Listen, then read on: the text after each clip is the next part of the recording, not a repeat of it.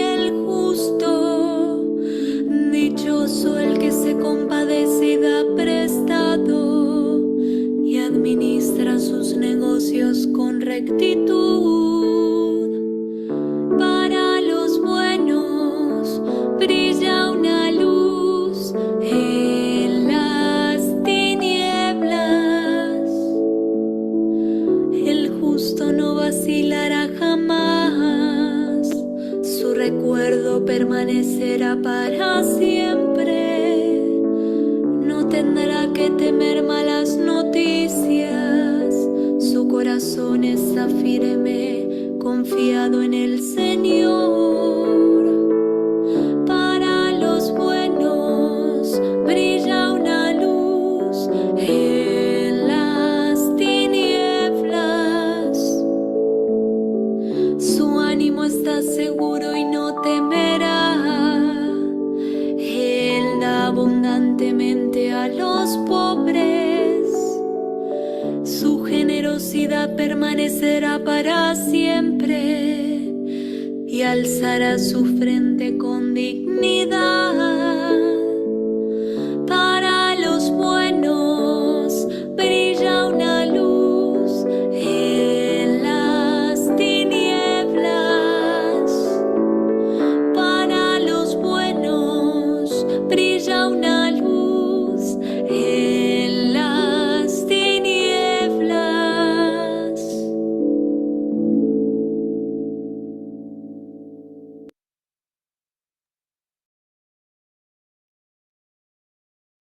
Hola, buenas noches. Qué emoción, qué gusto de volvernos a encontrar en nuestro espacio virtual de nuestras clases de Biblia, hoy lunes 13 de mayo del año 2024, continuando con nuestro estudio acerca de la primera epístola a los Corintios de San Pablo. Vamos a comenzar, como todas las sesiones, todos unidos, haciendo adoración a Dios Padre, a Jesús de Nazaret y al Espíritu Santo, y hoy también a Nuestra Señora del Rosario de Fátima. Por lo tanto, decimos en nombre del Padre, del Hijo y del Espíritu Santo. Amén. Padre nuestro que estás en el cielo, santificado sea tu nombre. Venga a nosotros tu reino. Hágase tu voluntad en la tierra como en el cielo. Danos hoy nuestro pan de cada día. Perdona nuestras ofensas, como también nosotros perdonamos a los que nos ofenden. No nos dejes caer en la tentación y líbranos del mal. Amén. Dios te salve María, llena eres de gracia. El Señor es contigo. Bendita eres entre todas las mujeres y bendito el fruto de tu vientre Jesús. Santa María, Madre de Dios, ruega por nosotros pecadores, ahora y en la hora de nuestra muerte. Amén. Gloria al Padre, al Hijo y al Espíritu Santo, como era en el principio, ahora y siempre, por los siglos de los siglos. Amén. E invocamos al Espíritu Santo y decimos: oh Espíritu Santo, don de Dios y fuerza de lo alto, fuente de agua brotante de vida eterna, desciende y mora en nuestros corazones. Haznos verdaderos adoradores del Padre. Condúcenos a la plenitud de la verdad y transfórmanos en testigos de Jesús para llevar su nombre hasta los confines de la tierra. Amén. Bueno, pues esta noche, día 13 de mayo, confirmo la fecha, está toda la Iglesia mundial eh, con gran regocijo celebrando las apariciones de Nuestra Señora del Rosario de Fátima, o como otros más la conocen como la Virgen de Fátima. Hoy se cumplen, para los que no tienen claridad, 107 años de las apariciones a los tres pastorcitos, a Jacinta, a Francisco y a Lucía. las tres pastorcitas que por 5 meses estuvieron siendo testigos de la aparición de la Santísima Virgen en la zona de Cova de Iria, en Portugal. Y realmente dentro de los tiempos, pudiéramos decir, modernos, es de las últimas apariciones que se tienen documentadas. Es cierto que hay otras más, como puede ser Medjugorje incluso, pero que aún no cuentan con el reconocimiento oficial de parte de la Iglesia. Por lo tanto, sin meternos en más averiguaciones, decimos ahorita que estamos muy felices y contentos por la celebración del día de hoy. Fue impresionante, no sé si tú tuviste oportunidad de enlazarte a la transmisión que se hizo. Si no lo hiciste, la debes de poder encontrar en YouTube.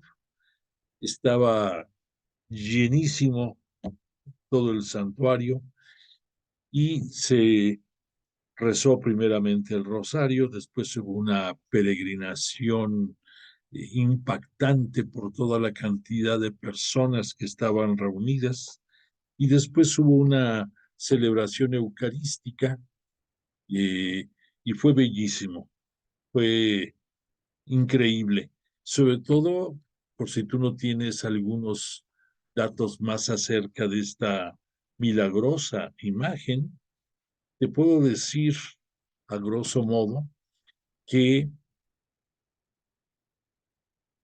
la Virgen María se les apareció a estos tres niños en aquel tiempo, 1917, y durante 5 meses se les estuvo apareciendo ahí en este punto.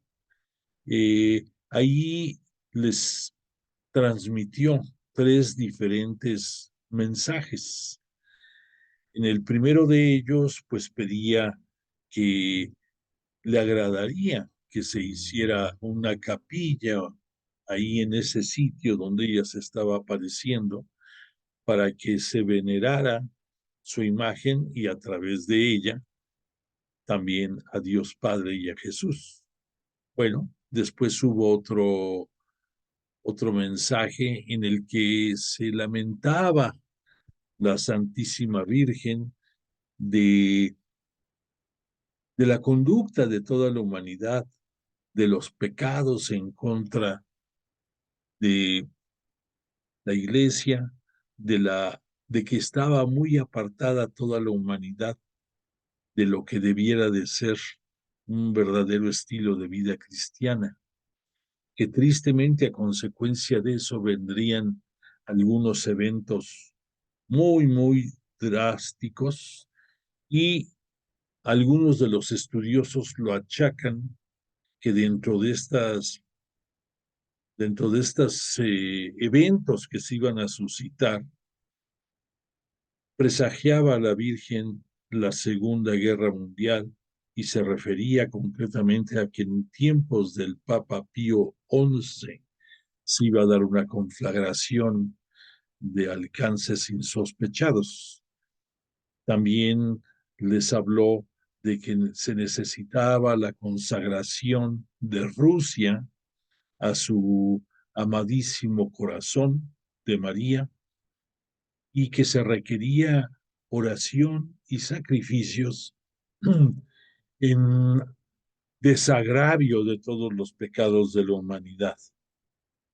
Entonces, esos dos mensajes fueron muy importantes y hubo un tercero que fue motivo de mucho sigilo, de mucha reserva por muchísimos años, y que ese tercer mensaje, lo que se conoce dentro de la tradición y dentro de la iglesia como el tercer mensaje de Fátima, hablaba, por un lado, que estaba la Virgen satisfecha de la consagración de Rusia, mas sin embargo hablaba del latente peligro que se vive de una probable conflagración mundial de alcances insospechados. Por otra parte, hablaba del, del trágico momento que iba a vivir el Papa, no citaba cuál, que más o menos decía que veía que iba a ser muerto bajo la cruz. Y con el paso del tiempo, en el año de 1981, hace 43 años, ese día fue cuando fue agredido en la plaza de San Pedro el entonces Papa Juan Pablo II, y él, fiel devoto de la Iglesia, de la Virgen y muy especialmente de dos vírgenes, de la Virgen de Fátima y de la Virgen de Guadalupe. Bueno, pues en aquel momento hubo un turco que, si no me equivoco, de nombre Ali Aka, que le disparó al Papa, y el Papa, invocando a la Virgen de Fátima, milagrosamente pudo salvar la vida.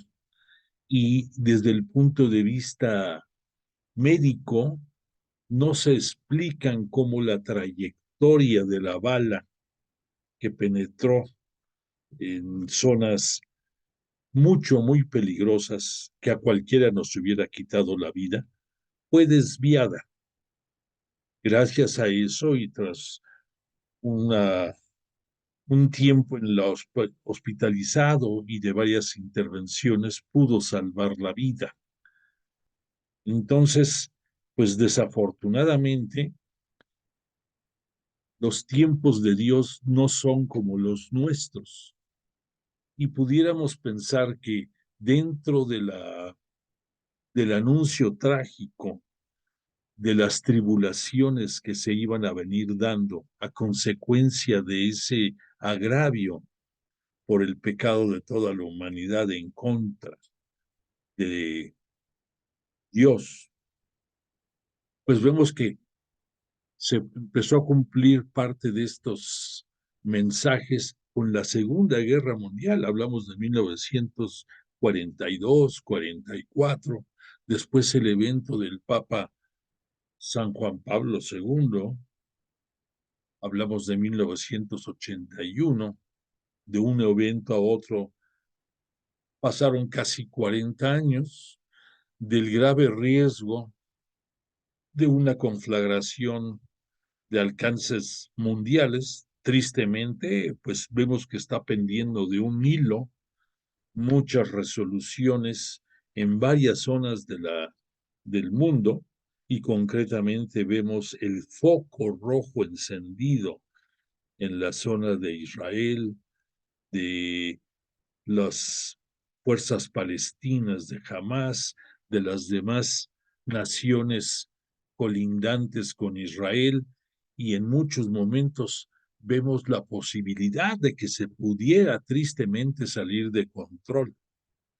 Por lo tanto, pues aquellos que viven o que piensan cuáles son los signos, qué es lo que debe de pasar antes de que se dé los tiempos finales, pues no te alarmes. Por un lado, tú vive con la esperanza de que las cosas van a ser como deben de ser, que la voluntad de Dios está a un nivel de sabiduría por arriba de cualquiera de nosotros, y que por otra parte no nos vamos a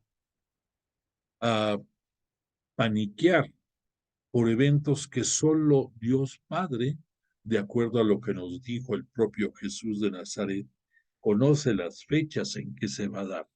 De que se van a dar, obviamente, y que eso va a traer el fin de los tiempos, va a ser la culminación de los tiempos escatológicos, que escatológicos, recordemos, significa los últimos tiempos, que va a ser cuando Jesús con todo el poder y la gloria vendrá en su parucía, en su segunda venida a este mundo, pero ahora con todo el honor y la gloria, y vendrá a juzgar a las naciones y vendrá a juzgar a toda la humanidad que siga con vida en esos momentos. Entonces, tú ten fe, en primer lugar, en Dios, ten fe en Jesús, ten fe en la Virgen María, en sus diferentes advocaciones, y ten fe en el poder del Espíritu Santo. No dejes, eso sí, de vivir como un testigo de Jesús. Por otra parte, de entender que nuestra misión en este mundo es llevar su palabra, como lo vemos aquí en la oración que decimos cada clase, de llevar su palabra hasta los confines de la tierra, y que el ser testigos es una transformación que debemos de vivir siguiendo la santidad del propio Jesús y siendo ejemplo de vida, porque no solamente se transmite la palabra evangelizando, también se transmite siendo modelo a seguir y también viviendo el amor hacia tu prójimo, como Jesús mismo nos lo tiene a nosotros. Por todo lo anterior, tengamos confianza, tengamos esperanza, tengamos fe, pero no dejemos de orar, de sacrificarnos también por por esta gran necesidad que tenemos de vivir en paz y de suplicar a Dios Padre a través de la intercesión de Jesús de Nazaret y de su venerable Madre, y también Madre nuestra, gracias a su misericordia. Y pidamos que el Espíritu Santo mueva todos los cables y conexiones necesarias para poder seguir adelante. Bueno, pues dicho lo anterior, le pedimos también a Jesús de Nazaret y a su Espíritu Santo que nos tengan la gracia de estar entre nosotros esta noche, como todas las clases que tenemos, para entender con cabalidad y con fuerza toda su palabra. Y te quiero comentar que del salmo con que abrimos la sesión del día de hoy corresponde al Salmo 112 de la nomenclatura hebrea y tiene un subtítulo que se llama Elogio del Justo. Este salmo es muy particular porque después de que el salmo anterior, léase el 111, hace un elogio de las obras divinas y en una manera sintética pero profunda nos habla de la sabiduría de Dios desde el tiempo de la creación y hasta los tiempos previos a la llegada de Jesús a este mundo. Después de ese salmo nos habla de elogio del justo. Y los dos, el 111 y el 112, tienen una característica muy peculiar. Se le llama salmo alefático o, traducido al español, diríamos, es un salmo eh, eh, que sigue el abecedario. En este caso, lo sigue, pero del abecedario hebreo. Por lo tanto, no tiene el mismo número de letras que tiene el castellano. En el caso del hebreo son 22 letras y claro, lo vemos en la Biblia y más lo escuchamos en el canto y no identificamos correctamente cada verso, cada fragmento del verso, para ser exacto, cada renglón correspondiente a cada una de las 22 letras del alfabeto hebreo.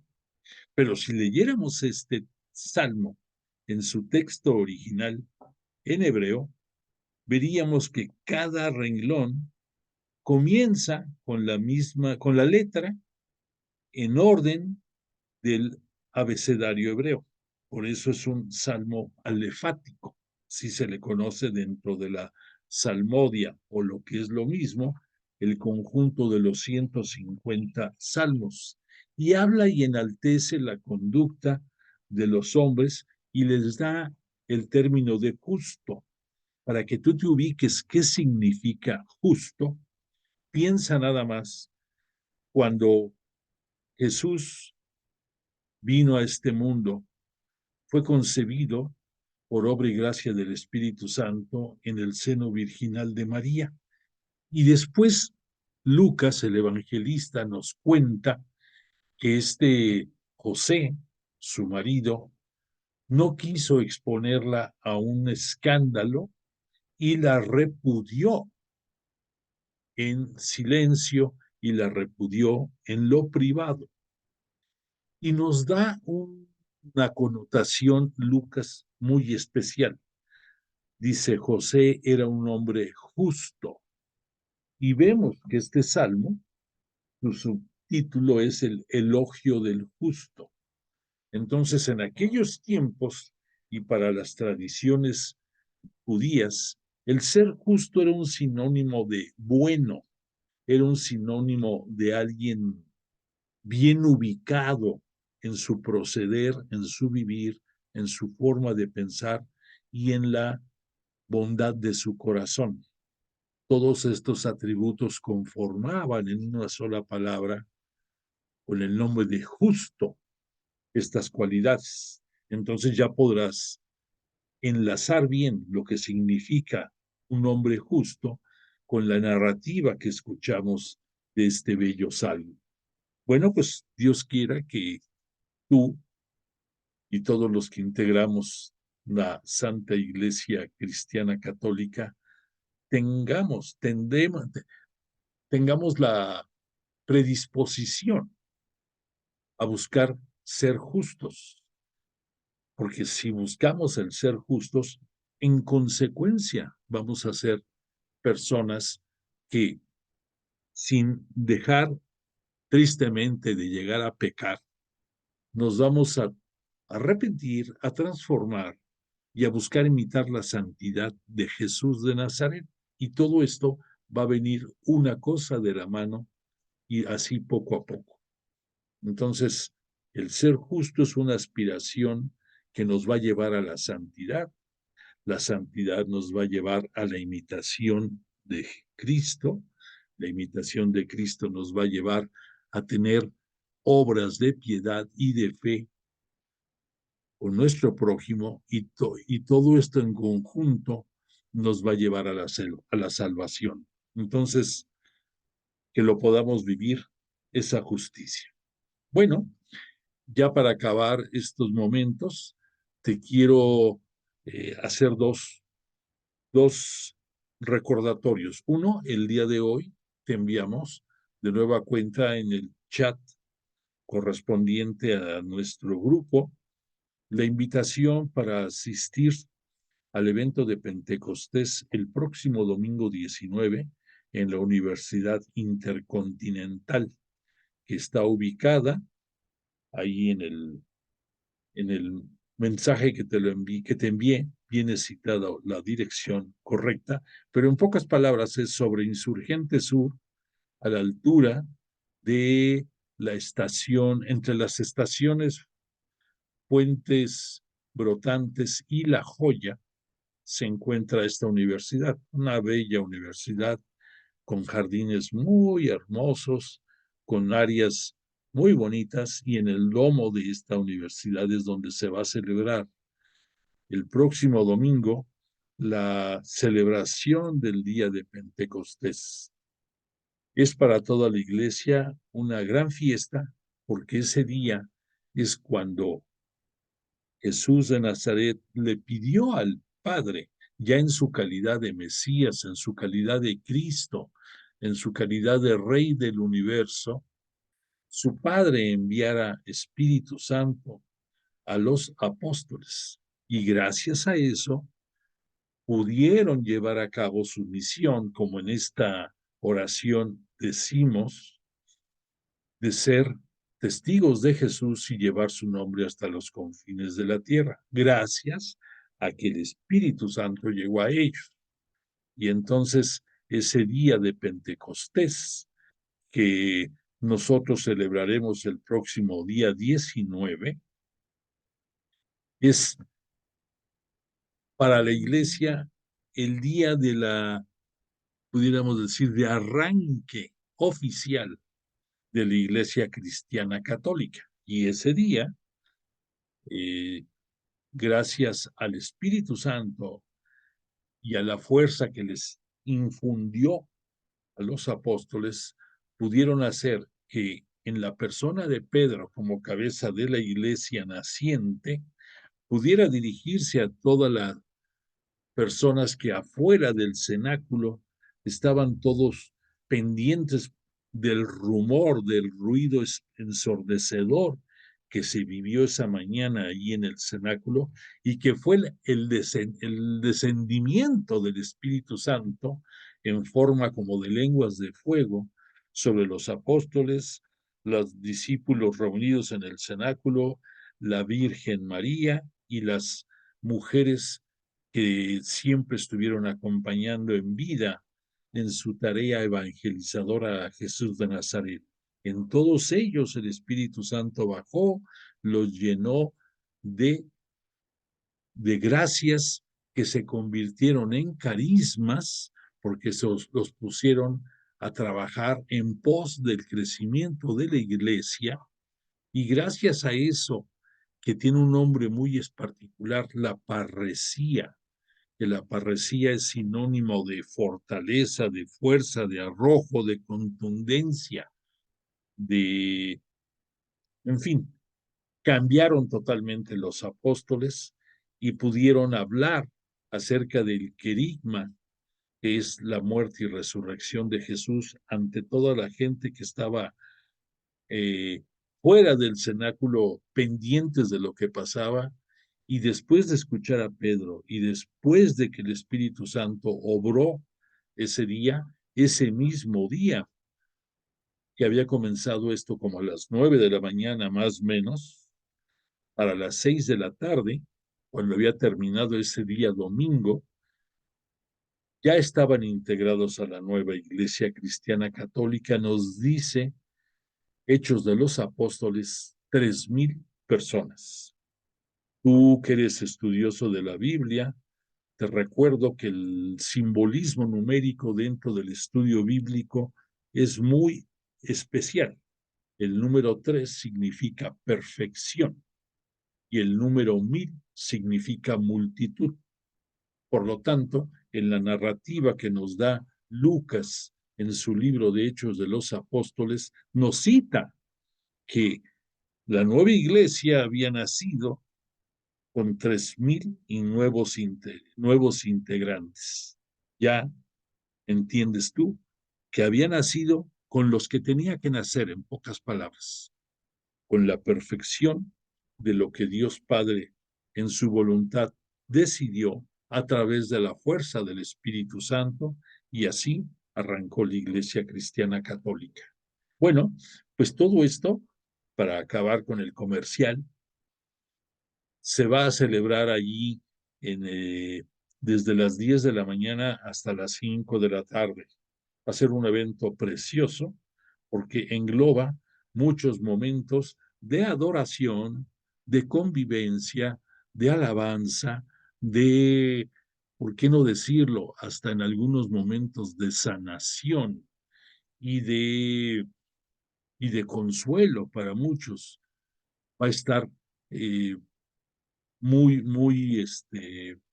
¿cómo te diré? Muy animada con el grupo de alabanza del Instituto de Pastoral Bíblica, que entonan cantos bellísimos, que transmiten una alegría sin igual. El padre John Mario Montoya, sacerdote colombiano de la Orden de los Sacerdotes Eudistas, magnífico orador, un carismático sacerdote que ha participado desde hace muchos años en eventos de adoración, en eventos de la renovación carismática y con una disposición y una fe impactante, va a llevar este evento. Va a haber algunos otros oradores que van a poder testimoniar acerca de la grandeza del Espíritu Santo y va a haber momentos de convivencia en que tú vas a conocer a muchísimas personas. El domo, el lugar en que se va a hacer este evento, tiene capacidad para 800 personas y se desea, se espera que se llene totalmente esto. Entonces, te invito a que si en tus posibilidades está el asistir, te recomiendo porque es una experiencia única, imborrable y trascendente para ti en tu desarrollo espiritual, en el acrecentamiento de tu fe y en la emoción que puedes vivir. Ahí mismo en la universidad, ese día, aunque es domingo, ponen a funcionar sus restaurantes, cafeterías y por precios bastante accesibles puedes comer. ¿Qué te diré? Con 100 pesos puedes comer bastante bien. El evento tiene un costo de 350 pesos y en la publicidad que te envié vienen los números telefónicos en donde puedes adquirir boletos y recogerlos para que no tengas que estar haciendo colas ese día allí en la universidad, porque mucha gente lo deja a última hora o muchos invitan a gente que, ay, a lo mejor voy, a lo mejor no, y ¡pum!, ese día todo el mundo está ahí queriendo entrar. Entonces, para que sea más cómodo, si puedes, anticípate. Pero lo importante es que de una manera u otra te invito de verdad, de corazón, a que asistas y vivas este maravilloso y gran evento. Bueno, y el siguiente mensaje que te quería dar es que vas a recibir en unos días más también a través de tu chat un flyer, un volante, en el cual vamos a promocionar los cursos que hemos estado dando, el recordar que puedes tener acceso a ellos a través del Facebook y a través de YouTube para aquellas personas que por el horario o por la razón que sea no pueden estar como tú ahorita en el Zoom, pues que los puedan ver y lo que es más importante, que puedan compartir con quien deseen el poder ir conociendo nuestra metodología, nuestra forma de estudiar, nuestra forma de compartir la palabra de Dios, y eso es muy importante. Y lo último que te quiero comentar es que también te voy a enviar la liga el próximo día 15 de mayo, que es, es el miércoles, día, bueno, el día 15 de mayo vamos a celebrar. Tú ves aquí en esta lámina del lado izquierdo, es el logotipo de, de las EBES, que significa EBES, Escuelas Bíblicas del Espíritu Santo, que es una parte fundamental del Instituto de Pastoral Bíblica Salvador Carrillo Alday, del cual yo formo parte, tanto del instituto como de las EBES, porque yo tengo la fortuna, al igual que muchos otros más, de ser una escuela bíblica, aunque sea yo una persona. Así le decimos, porque estamos llevando la palabra de Dios a donde sea, hasta los confines de la tierra, como decimos en nuestra oración, y con mucha alegría y mucho orgullo. Bueno, pues tenemos 2 reuniones anuales, una cada semestre, y este día 15 es nuestra primera reunión de este año. Te voy a compartir la publicidad referente a esto, porque la invitación es a que si tú quieres, como cualquier persona, sin ninguna responsabilidad ni obligación, meterte y ver los puntos que tratamos en nuestras reuniones, te puede resultar interesante, independientemente de que vas a conocer. Se celebra siempre en la capilla que tenemos en el instituto y vas a conocer a algunas personas de las dirigentes de nuestro instituto. La intención de esto es que te identifiques tú con la institución y que le vayas tomando aprecio y probablemente en un futuro no lejano, tal vez hasta tengamos el gusto de que lo visites el instituto o probablemente que vayas a adquirir libros porque pues, hay como unos 100 libros, títulos diferentes que se venden ahí, correspondiente muchos de ellos a cursos que damos, otros que son de vida espiritual, en fin, otros que hay hasta libros de iconografía a la venta y vale la pena el ambiente, el lugar. Entonces te voy a compartir información de esta junta para que si deseas te puedas incorporar y por medio del Zoom te voy a enviar la invitación para la junta y ese mismo día, poco antes de como entre 9:30 de la mañana, te voy a pasar la liga para poder entrar a esa reunión si tienes la disposición y el gusto de verla. Entonces, bueno, dicho todo esto, agradezco de nuevo tu comprensión a todos estos avisos y la invitación a que continuemos con esto. Bueno, pues ya entrando un poco ya de lleno en nuestro curso, en las semanas anteriores estuvimos viendo un repaso de las partes iniciales de la epístola primera de Pablo que en la ciudad de Éfeso redactó para los corintios. Y aquí en esta lámina vemos ya parte, bueno, no parte, vemos ya lo que hemos estado viendo, por un lado, y recordando que le agregamos una lámina muy, muy importante que hablaba acerca de los principios de moral de San Pablo, que te lo voy a poner en un momento más, el recordatorio, nada más te dejo esto para que tú hagas un repaso mental de los puntos que ya hemos estado hablando. Pero después, como que volvimos a retomar todo bajo esa base, ese sustento moral de parte de Pablo, que nos dio luz para entender mejor y hacer un repaso de estos puntos que ya tratamos. Bueno, después estuvimos viendo también el trato particular que Pablo dio sobre algunos puntos específicos de la iglesia doméstica, de la iglesia, perdón, de Corintio y de casos que en algunas de las iglesias domésticas, llámese las casas de algunos de los integrantes, se estaban dando y que era motivo de inquietud para Pablo, de malestar en algunos momentos, y que mandó respuesta a través de su epístola, tocando estos puntos específicos. Entonces, también te puse esta lámina para que recuerdes lo que ya estuvimos viendo y lo que Pablo decía acerca de estas situaciones. Ahí están puestos incluso los capítulos y los versos, los versículos que hemos estado estudiando. Bueno, después de eso, continuamos hablando acerca de problemas específicos de la comunidad. Estuvimos hablando acerca de lo que Pablo pensaba sobre el celibato, la virginidad y el matrimonio.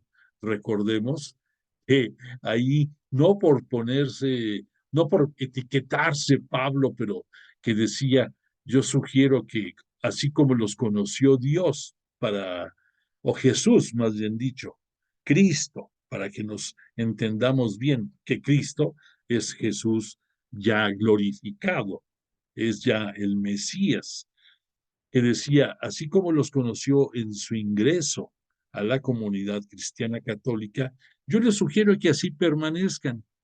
Y recordemos que después de hablar con mucho detenimiento, repito ahorita, la situación más difícil para el manejo de todos estos puntos para Pablo era el llegar a una mezcla en que se pudieran aglutinar las personas que estaban ingresando a la comunidad cristiana católica proveniente de tres diferentes sectores.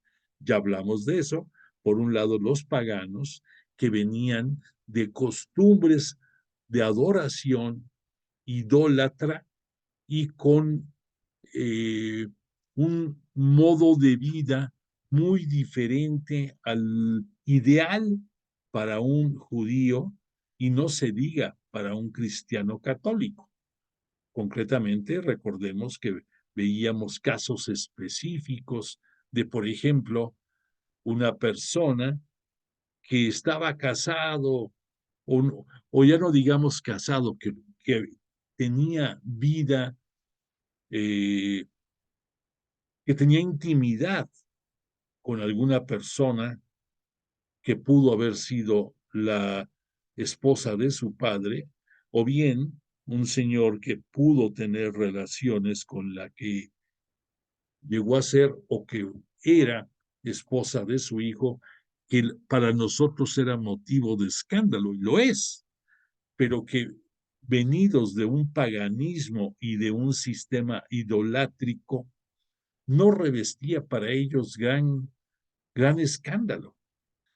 Ya vimos que de acuerdo a las leyes del Imperio Romano y a las leyes del paganismo y a la influencia de de la gran cosmogonía y deidades que venían de los griegos, que entre griegos y romanos, bueno, no sabías quién era peor en cuanto a la cantidad de dioses que les rendían culto. Y tristemente a muchos de ellos, hablemos con claridad, les daban adoración. Y recordemos, pues, que ya dentro de la Iglesia Cristiana Católica, pues lo primero es cuál es el primer mandamiento que desde Moisés se vive, que solamente hay un Dios, y a ese único Dios es a quien debes de rendirle culto. Podrá haber el número que a ti se te ocurra de dioses, pero dioses con minúscula. Y para que nos ubiquemos, cuando nosotros hablemos de nuestro Dios verdadero, siempre lo veremos como aquí, citado con mayúscula. Y cuando veamos la palabra Dios con minúscula, es uno más del montón. Es una deidad a la cual le rinden culto o quizás hasta le puedan ofrecer sacrificios o oraciones, no sé, pero es un Dios, perdón por la palabra, pero es un Dios chafa, dijéramos, palabras llanas actualmente. Bueno, entonces, repito, el grave problema para la comunidad y para Pablo como dirigente fundador de esta comunidad cristiana católica era la mezcla de esas gentes venidas del paganismo con los que también estaban ingresando venidos del judaísmo, que ahí las costumbres eran diferentes y que las restricciones eran más bien de tipo de signos, como lo constituía la circuncisión, y con restricciones tipo alimenticio y de purificación, en que había un escrupuloso ritual de limpieza antes de cada alimento, en la forma en que tenían que cocinarse los alimentos que podían consumir, la forma en que este, manejaban sus costumbres. Entonces era otro choque. Y por otra parte, los integrantes de la Iglesia Cristiana Católica que no provenían de esos sectores. Entonces teníamos una mezcla bastante sui generis, bastante especial, que hacía en muchos momentos difícil la convivencia y que cada quien quería sacar raja, pudiéramos decirlo de alguna manera coloquial, de acuerdo a su forma de vivir, a su forma de pensar y a su forma de expresarse, y que muchas veces eso traía una relación poco sana entre los mismos integrantes de la comunidad. Entonces, tristemente, lo que se pretendía que uno de los ingredientes de las reuniones que se daban en las iglesias domésticas, entiéndase por ese término, en las casas de los integrantes de la comunidad cristiana católica, a veces no cumplían con con lo determinante para poder llevar una relación de verdad, de comunión. Comunión quiere decir común unión, comunión. Y entonces pudiéramos decir que era de dientes para afuera en muchos momentos esa forma de tolerarse, ya no digamos aceptarse, de tolerarse entre ellos mismos, y que probablemente lo que comía uno no le parecía a otro en determinados momentos. ¿Por qué? Porque estaba comiendo de acuerdo a a lo que ellos pensaban que tenían que observar dentro de los rituales alimenticios. Entonces, eso más algunos ingredientes de aspecto moral, como veíamos aquí en el punto 6 acerca de la virginidad y lo que eso atañe a los novios y a las viudas y lo que ellos conocían con el nombre de doncellas, que también las doncellas significaba una de dos, gente que estaba determinada a contraer matrimonio de acuerdo a la conveniencia de su padre, y lo digo claramente, de su padre, no de sus padres, de su padre, que era muy acostumbrado en la forma de negociar los matrimonios dentro del judaísmo. Y por otra parte, también el término de doncella significa alguien que por decisión propia o por conveniencia está al servicio de una persona y por lo tanto ella vive en una especie de consagración para formar parte del séquito de la corte de esta persona, pero que por eso no le permite a ella, por un tiempo por lo menos, contraer matrimonio. Y vemos en el punto 8, que también ya lo vimos, que existía el segmento de las viudas. Y ahí, para más para recordarte, Pablo decía a las personas que enviudan, y se refiere concretamente a las viudas. Había una situación muy especial. Las viudas dentro del judaísmo debían de ser socorridas económicamente por sus hijos, pero había una disposición manejada a mucha conveniencia dentro de dentro del sector hebreo, del judaico, que cuando el hijo decidía dar X aportación económica al templo, a los sacerdotes, se liberaba de la responsabilidad de tener que sostener a la viuda. Y si esta viuda no había tenido la fortuna de haber quedado como tal con una buena cantidad de dinero de parte de su esposo, de parte de dentro de su matrimonio, pues triste viuda, porque entonces estaba condenada casi casi a mendigar caridad. Y por eso vemos que en muchos momentos uno de los actividades principales dentro de las comunidades cristianas católicas era la asistencia a las viudas, el darles dinero para que pudieran vivir con un poco más de dignidad. Todo esto, pues además de otro problema adicional, que Pablo lo cita y refiriéndose a las viudas, dice, si enviudó la mujer y su marido no era cristiano católico, bueno, así fue, pero que no se busque ya uno si no es cristiano católico. Entonces ya, ahora sí que, como dijera José José, ya lo pasado, pasado, pero ya a partir de ahorita, si te buscas una nueva pareja, que sea cristiana católica.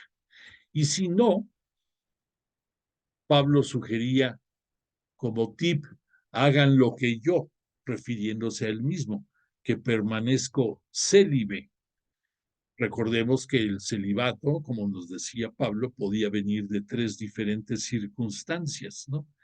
El que por razones fisiológicas naciera sin posibilidad de tener descendencia era un caso. El segundo, tristemente los que por razones de castigo infringidos por los vencedores en una batalla, muchas veces parte de la pena era que los castraban como un castigo por haber sido los perdedores. Y entonces era otro de las circunstancias. Y una tercera circunstancia, aquel que por decisión propia, por dar culto y dedicarse por completo al servicio, en este caso, de Dios, de Jesús, del Cristo, como Pablo, decidían no contraer eh, nupcias ni tampoco tener una vida sexual activa, por dos razones. La primera, porque moralmente no debía de ser, porque entonces caerías tú en el en el pescado, perdón, en el pecado de la fornicación, que ya vimos que la fornicación era considerada como lo indebidamente tener relaciones siendo soltero o siendo viudo, pudiéramos decir, con una mujer. No se diga, desgraciadamente, hasta había casos en que había proxenetas y había gente del mismo sexo que se prostituía en esa zona de Corinto, que era una zona, pudiéramos decir, como lo que fue en tiempos pasados Sodoma y Gomorra, pero aquí ya más moderno, pero a fin de cuentas con la podredumbre moral como lo fue Sodoma. Bueno, entonces, por esos motivos, este Pablo sugería la conveniencia de que decía, así como Dios te conoció cuando ingresaste a la comunidad, mantente así y va a ser lo más sano. Bueno, ya vino todo esto, que fue un recordatorio de lo que estuvimos viendo. Aquí hay otros puntos adicionales de los cuales vamos a estar hablando hoy. Aquí vemos en el punto 2, que corresponde al capítulo 8 de la epístola, lo que Pablo pensaba acerca de las carnes inmoladas. Ya empezamos a ver en la clase pasada algo relacionado con esto.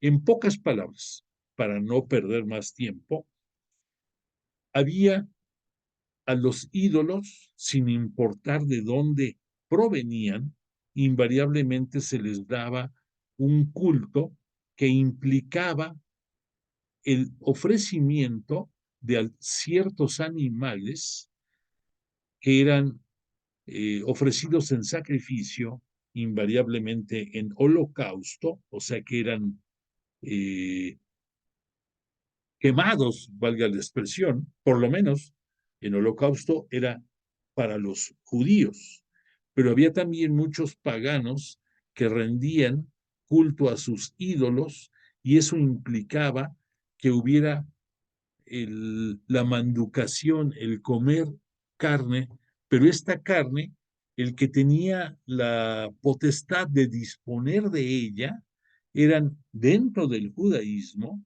los sacerdotes del templo. Y esto era tenían la prerrogativa, de acuerdo a la ley que está puesta en el libro del Levítico, que los descendientes de la casa de Aarón, el que fue sobrino de Moisés, de allí van a provenir los sacerdotes que dirigían el templo.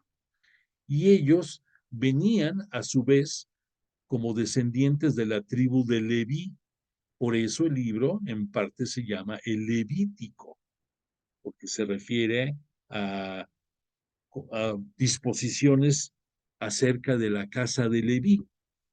Y los descendientes de la casa de Leví, para que nos entendamos, imagínate que equivaldrían a lo que hoy pudieras tú considerar como un sacristán, como un encargado de la parroquia, de la iglesia, del templo. Entonces, por disposición legal que este Moisés había sentado en ese libro de Levítico, los sacerdotes y su familia tenían la prioridad para disponer para su consumo de las carnes o las sobrantes o las que habían sido quemadas, pero que estaban en condiciones de ingesta. Entonces era una de sus potestades. Otra de sus potestades de estos sacerdotes era que por muchas cosas había que pagar un diezmo. No sé si recuerdes, pero en la época de Jesús de Nazaret les criticó mucho a los sacerdotes que recibían diezmo hasta por el comino y otras especies. Y la palabra diezmo quiere decir que el 10% del valor se entregaba al templo. Por esa razón, ahorita vas a comprender más claramente por qué en el templo de Jerusalén había cambistas. Había gente que, porque en el templo solo circulaban los siclos de plata, que era la moneda de uso común dentro del templo.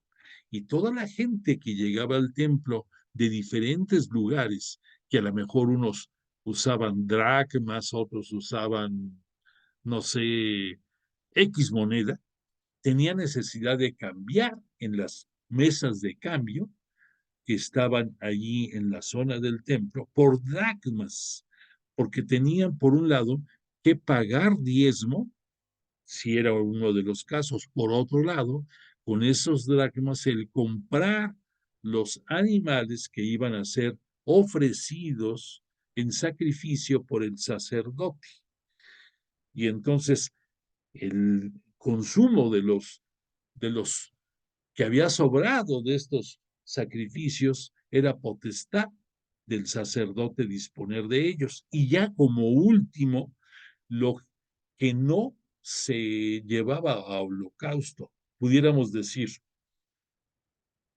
para que te entiendas, vísceras del animal, esas no se quemaban, porque además de que tenía que ser perfecto el animal y joven, más o menos como de un año, lo que se ofrendaba, no se ofrecían partes internas del animal. La sangre se usaba para hacer aspersiones o para rituales por pidiendo la remisión de los pecados, tanto del pueblo como del propio sacerdote. La carne la consumían y las vísceras no se comían, ni tampoco varias partes del animal, como pudiera ser a lo mejor tendones de las patas, no sé, eh, todo lo que te puedas imaginar que no se quemaba, entonces se vendía. Y eso que se vendía, pues se vendía a precios muy bajos, en los cuales mucha gente de la localidad que no tenía poder económico, pues era lo que le entraban porque costaba barato. Entonces aquí Pablo empieza a hablar acerca de esa costumbre y entre otros puntos cita este Pablo en el capítulo 8. El conocimiento hincha, el amor en cambio edifica interiormente, pues no hay más que un único Dios. Pues aunque la gente les dé el nombre de dioses, dioses con minúscula, bien en el cielo, bien en la tierra, de forma que hay multitud de dioses y de señores, señores con S minúscula.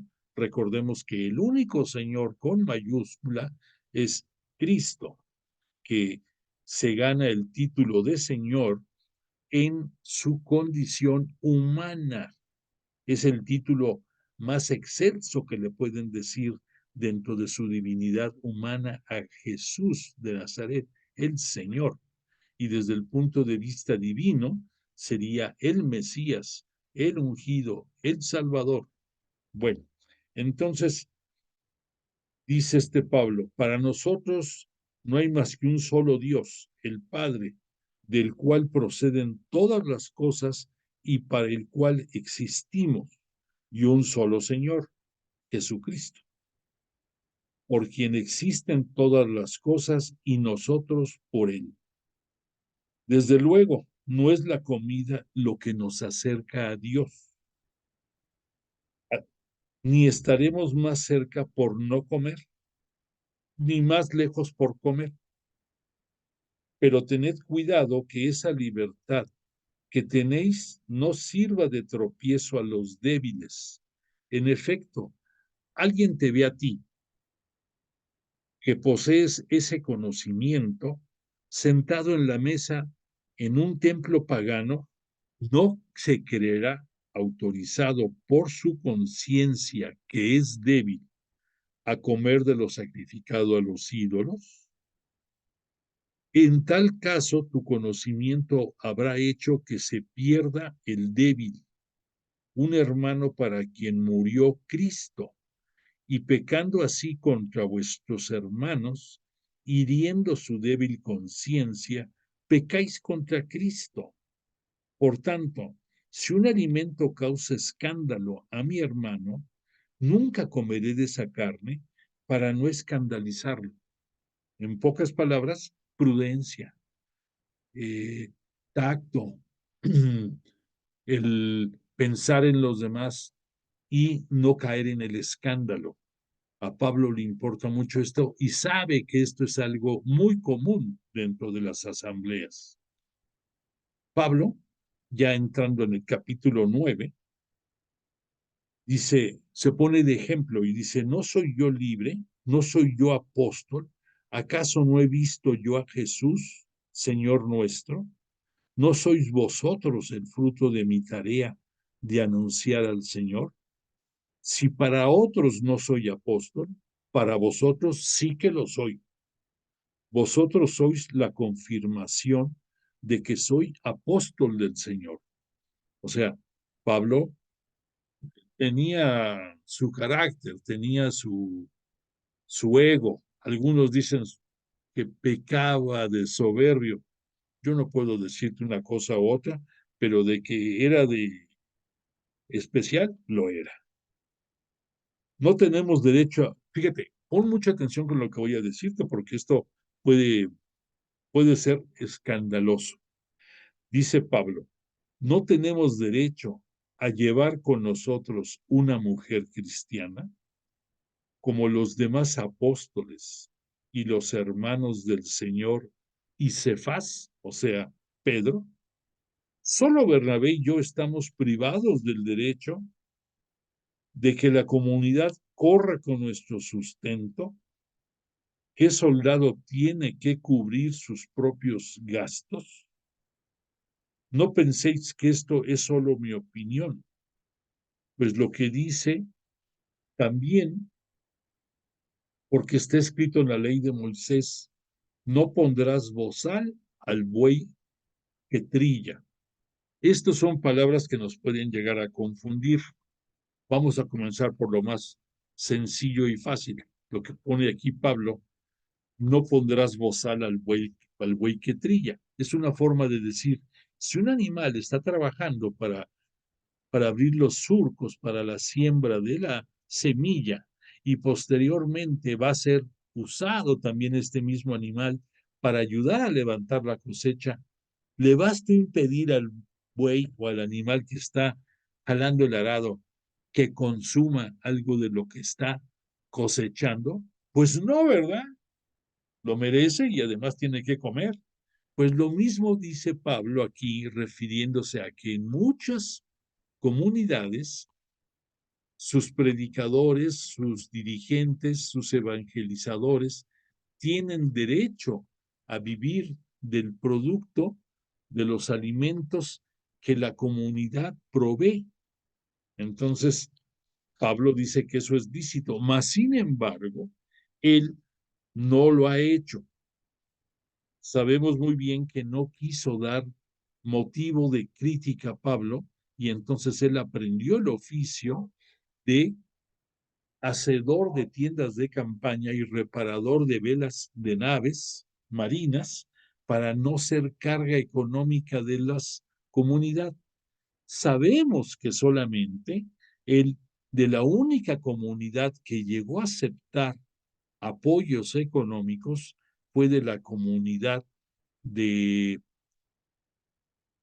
en la que su gran mecenas Lidia que era comerciante en púrpura, no sé si recuerdes que tenía su buena lana, le mandaba a Pablo apoyos económicos y gracias a eso tenía forma de sufragar algunos gastos Pablo, pero a su comunidad siempre evitó el ser carga.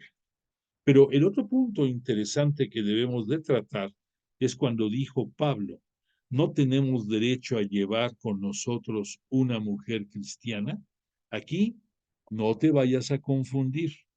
La forma en que Pablo lo expone va dirigido a que hay un gran cambio entre las comunidades judías de aquellos tiempos y la comunidad cristiana católica. ¿Por qué? Porque en la comunidad judía, punto número uno, el culto involucraba únicamente a los hombres, no a las mujeres, que las mujeres no podían entrar a los servicios religiosos, que estaban únicamente en lo que se conocía como el patio de los de los gentiles, perdón, que era la parte más exterior del templo, pero que no entraban al culto ni tenían el reconocimiento religioso que que dentro del judaísmo está diseñado para que el culto lo den los varones, no las mujeres. Ahora, con el paso del tiempo, en algunas comunidades judías ya es más común que tú veas mujeres también participando del culto, pero aún así las mujeres están separadas de los hombres. ¿Por qué? Que no deben de ser causa de distracción y mucho menos de causar desviaciones mentales de los hombres que están dedicados al culto de Yahvé Dios. Pero entonces aquí Pablo no deja de reconocer que la mujer dentro de la comunidad cristiana católica tiene ya una igual calidad que el hombre dentro de la comunidad. Entonces, ya participan de los servicios, pudiéramos decir, al parejo, hombres y mujeres. Y también que las responsabilidades y las obligaciones que tenemos hombres también las tienen las mujeres.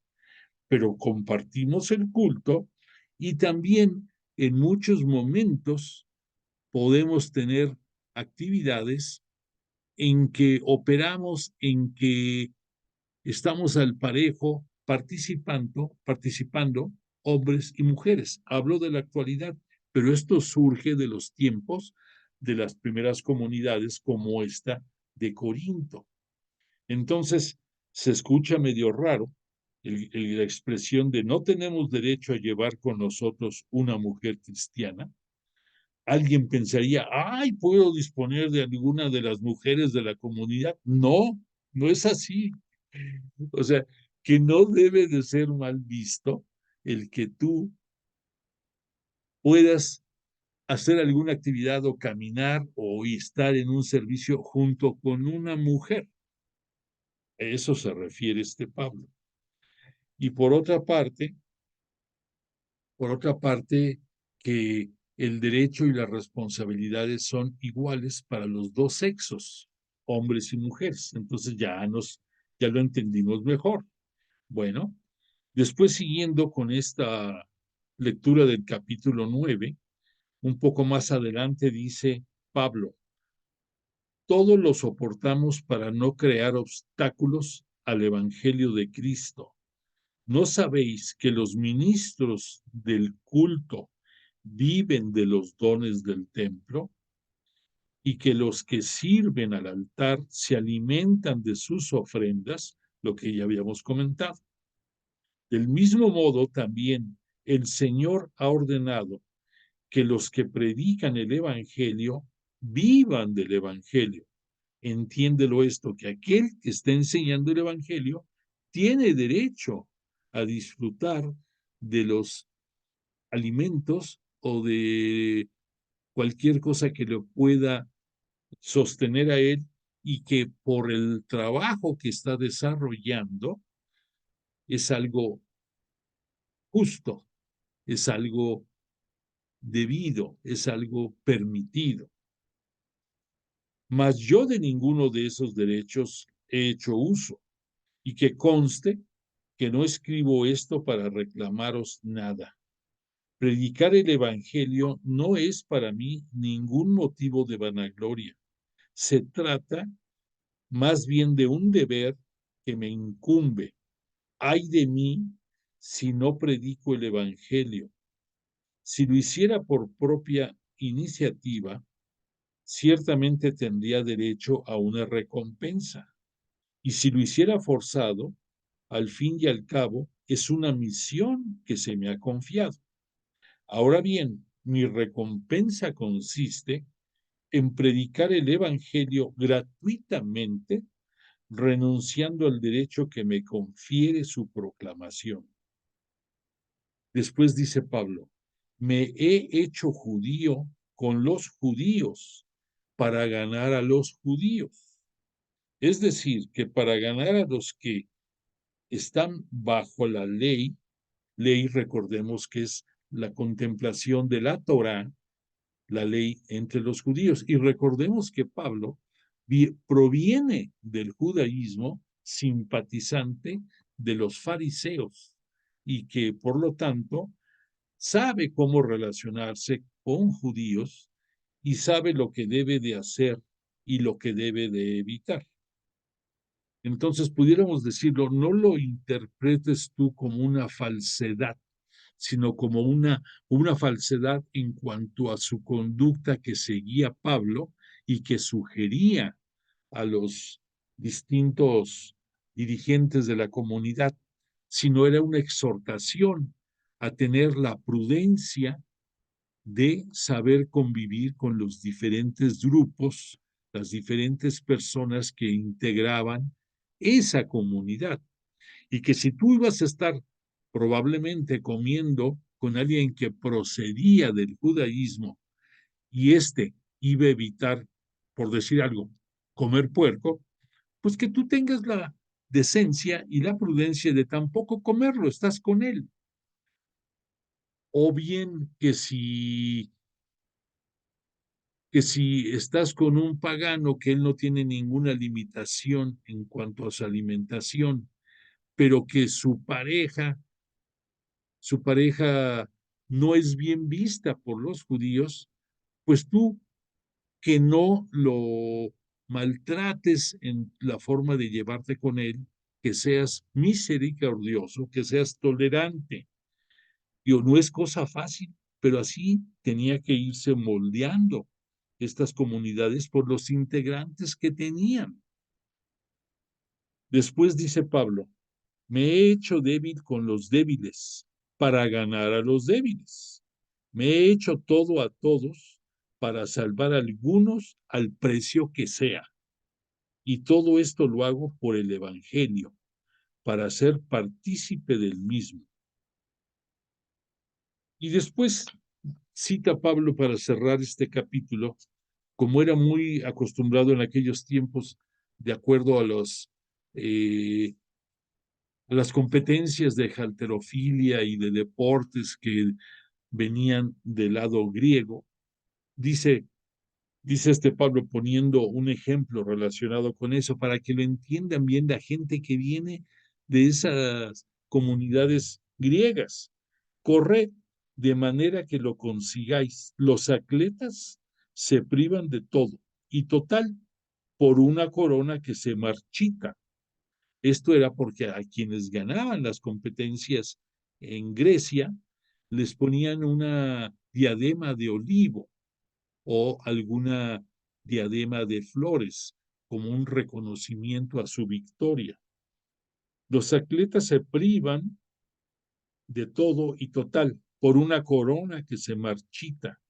Nosotros, en cambio, competimos por una inmarcesible. ¿Qué significa inmarcesible? Algo que no se marchita. Entonces, Pablo aquí está diciendo, en pocas palabras, estos cuates se rompen el esqueleto y el alma por ganar una competencia para recibir un reconocimiento efímero y pasajero que en poco tiempo hay que tirarlo porque ya está marchito. Tú que eres seguidor de Cristo y tú que formas parte de la comunidad cristiana católica, Cristo no se marchita jamás. Por eso la palabra de inmarcesible. Entonces reconoce que tú estás trabajando por un bien mayor, no por algo menor.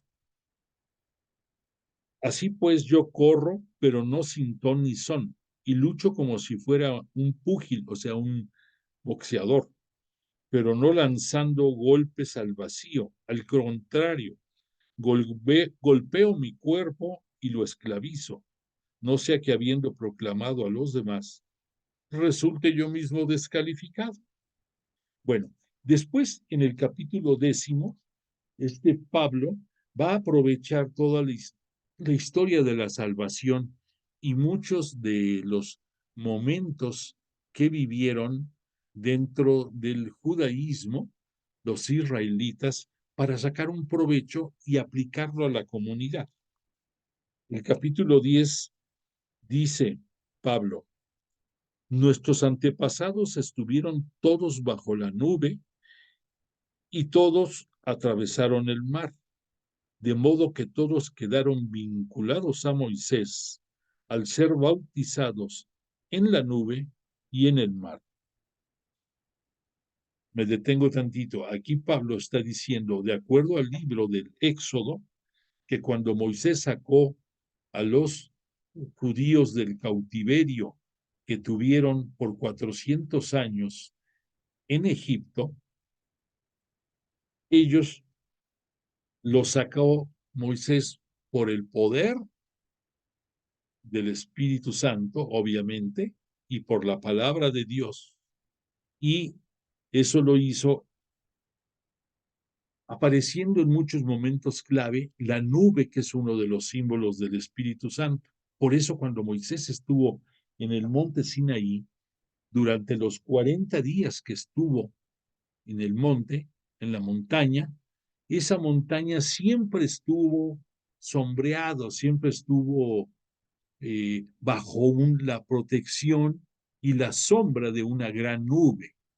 Y recordemos que la nube es una de las presentaciones junto con el agua, junto con el viento, junto con el fuego del Espíritu Santo. En pocas palabras, los 4 elementos que integran el universo, que sería agua, fuego, viento y tierra, excepción de la tierra que poco se marca aquí, los demás son fuentes del Espíritu. Y el Espíritu Santo aquí se manifestó ante este pueblo judío y sobre todo cuando le da la instrucción Yahvé Dios a Moisés, dirige tu báculo, dirige tu bastón con dirección al mar y se separarán las aguas para que puedan pasar los judíos. Todavía no eran hebreos, todavía no eran israelitas, eran judíos nada más. Hasta que lleguen al Sinaí van a adoptar el ser el pueblo elegido de Dios. Y nos referimos a ellos como judíos, nada más. Bueno, entonces aquí Pablo hace esta similitud en que así como ellos a través de la nube y a través del mar tuvieron contacto con el Espíritu, todos los demás que integran la comunidad cristiana católica tenemos esa identificación a través de nuestro bautismo, porque nuestro bautismo, a través del agua y a través de la unción que se nos hace, formamos parte del nuevo pueblo elegido de Dios, del nuevo pueblo de Israel, que somos tú, yo y todos los que estamos ahorita vinculados en esta clase, y muchísimos más. Pues bebían de la, después aquí Pablo habla, bebían de la roca espiritual que les seguía, y la roca era Cristo, pero la mayoría de ellos no fue del agrado de Dios, pues sus cuerpos quedaron en el desierto.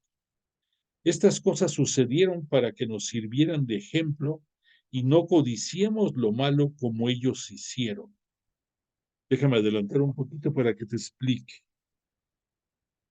Sino que por comer y beber se levantaban a divertirse. Tampoco forniquemos como algunos lo hicieron de ellos. Ya sabemos qué es la fornicación y por qué le está criticando Pablo, refiriéndose a los judíos que salieron del cautiverio.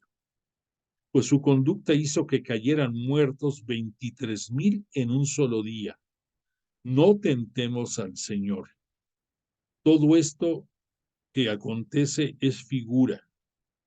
Fiel a Dios, que no permitirá que seáis tentados por encima de vuestra fuerza. La copa del Señor y de la copa de los demonios no pueden participar de la misma mesa, y menos de la mesa del Señor. ¿O es que queremos provocar los celos del Señor? ¿Somos acaso más fuertes que Él? Te comento lo que aquí se refiere, aprovechando la experiencia vivida en el Éxodo. Punto número 1, Pablo nos habla de la fortaleza del Espíritu. Ellos hasta ese momento lo conocían como el Espíritu del Señor, el Espíritu de Dios. No avanzaban como nosotros ya a conocer al Espíritu Santo. Eso hasta que Jesús nos lo presente, lo vamos a entender tal cual. Por otra parte, dice que cuando fue el Éxodo, tentaron al Señor, y sí lo tentaron tanto los que iban en la caravana, como tristemente hasta el propio Moisés y Aarón. Por esa razón, de los 600,000 que salieron de acuerdo al libro de los números, que significa el censo que hicieron de los hombres adultos que venían en ese peregrinar, no estaban contados ahí niños ni mujeres, y no todos incluso eran judíos. Hubo algunos egipcios que se unieron al grupo y creyendo en Moisés y creyendo en la promesa de ir a la tierra prometida, marcharon con ellos. Pero en el peregrinar de esto fueron 40 años. Y esos 40 años, tú estudioso de la Biblia, sabes que significa un cambio de época, un cambio radical. Para muchos lo interpretan como un cambio de generación. En el fondo, fue el tiempo en que Yahvé Dios los fue purificando y fue moldeando para ser dignos hijos de Dios. Desafortunadamente, la mayoría de los que salieron murieron en el Éxodo. E incluso por esa razón, Moisés, Yahvé Dios le dice que no va a tener la gracia de entrar a la tierra prometida. Le permite que la vea de lejos, pero no va a entrar. Y esto fue consecuencia porque también el propio Moisés falló. En pocas palabras, aquí nos cita un ejemplo de la piedra del agua de Dios.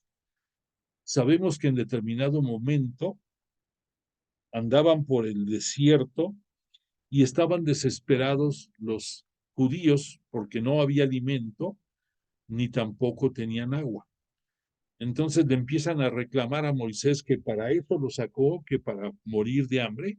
para morir de sed, y Moisés junto con Aarón se van a la tienda del encuentro, que es el templo portátil por el que llevaban ahí el arca de la alianza durante todo el trayecto, y postrados en tierra le piden a Dios, a Yahvé Dios, su gracia.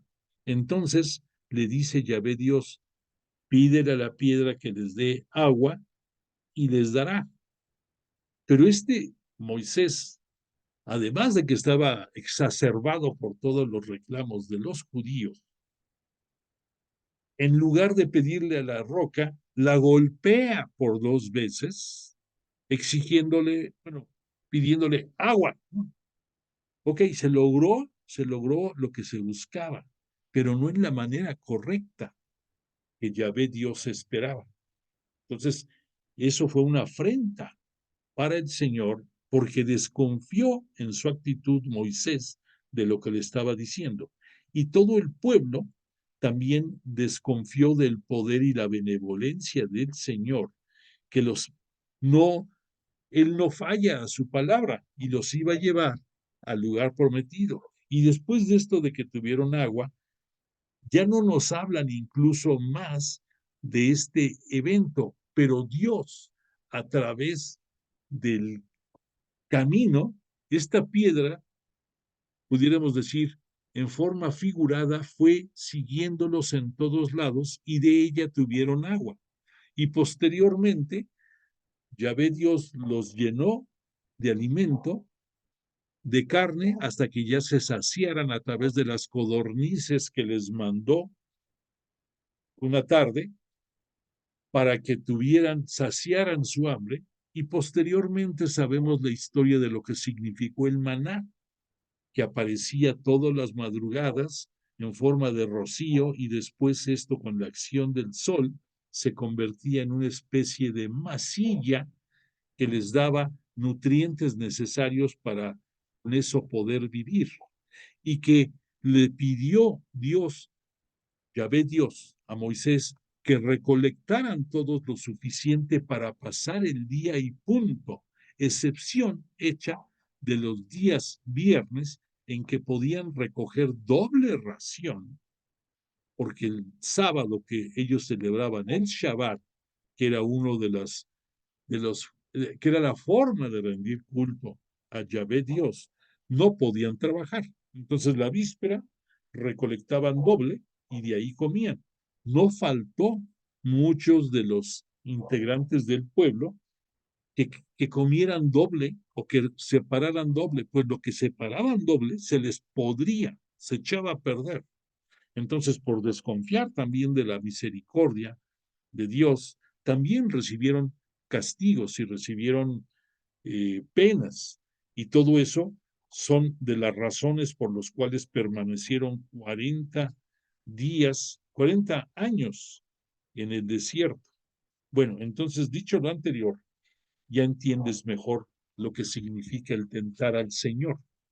Y aprovechando la experiencia del éxodo, la experiencia eh, israelita, todo lo que va relacionado a este pueblo, antes de que Dios lo hiciera pueblo de su propiedad y que ellos se comprometieran a solamente a Él darle culto y reconocerlo, Pablo aprovecha estos simbolismos y esta experiencia para aplicarla dentro de su capítulo 10, que ya no pudimos concluir por la hora que es.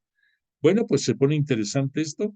Agradezco tu presencia y te invito a que el próximo lunes continuemos en este mismo canal por, para escuchar el desenlace de este capítulo 10 de la Epístola a los Corintios, y que tengamos la oportunidad de tener una agradable semana con salud, bienestar y mucha alegría para ti y todos los integrantes de tu familia.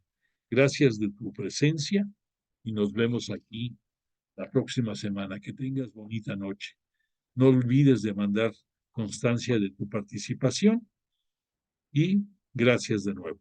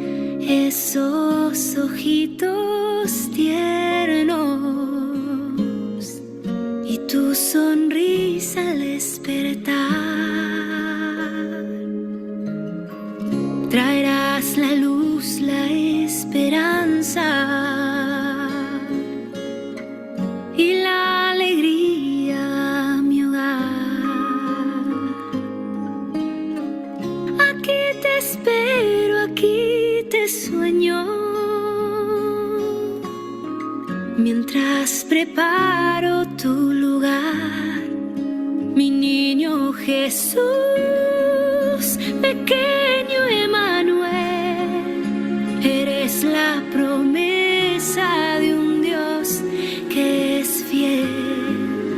Mi niño Jesús, que pronto vendrá a sanar corazones y al mundo traer la paz.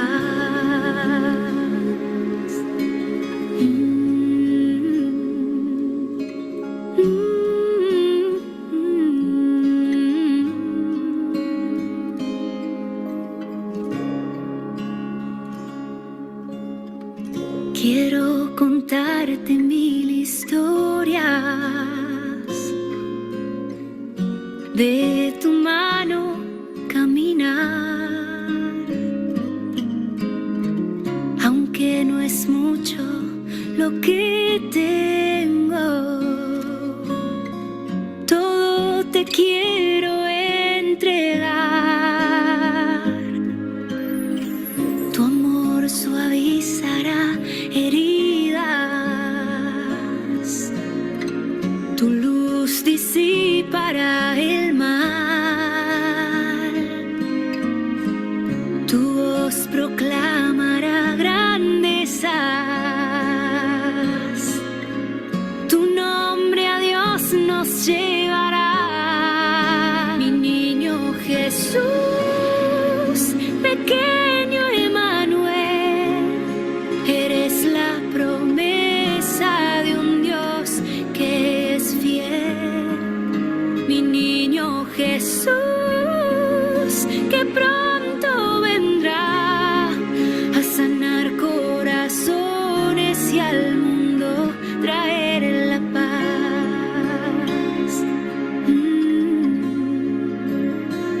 Traerás la paz.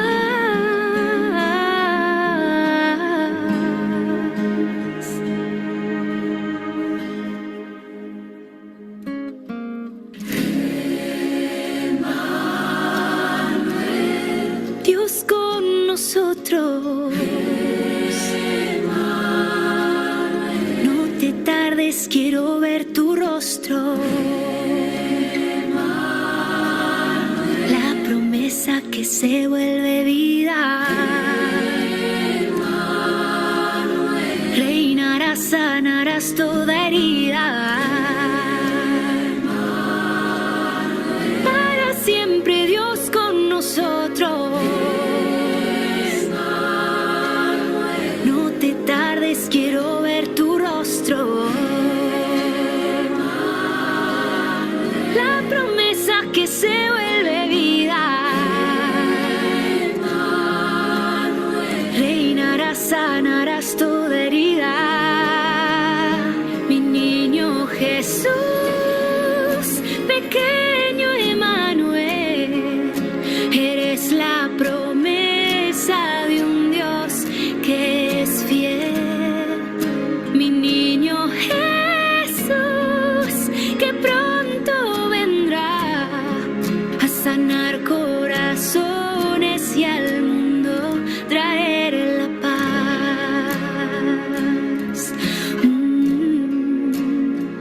Traerás la paz.